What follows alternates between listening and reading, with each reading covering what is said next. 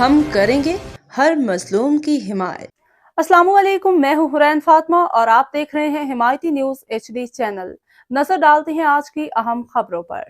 اسلام آباد حکومت پاکستان نے امریکی صدر ڈونلڈ ٹرمپ کو نوبیل امن انعام دینے کی سفارش کا خط ناروے کی نوبیل کمیٹی کو بھیج دیا۔ حکومت پاکستان کی جانب سے امریکی صدر ڈونلڈ ٹرمپ کو 2026 کا نوبیل امن انعام دینے کی سفارش کا نائب وزیر اعظم وزیر خارجہ اسحاق ڈار کے دستخط سے روانہ کیا گیا ہے۔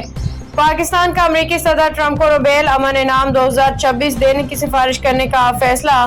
رپورٹ کے مطابق وزیر خارجہ اسحاق ڈار کے دستخط سے خط ناروے کی نوبیل کمیٹی کو بھیجا گیا، جس میں پاک بھارت جنگ بندی میں کردار مسئلہ کشمیر اجاگر کرنے پہ اقدام کا ذکر ہے۔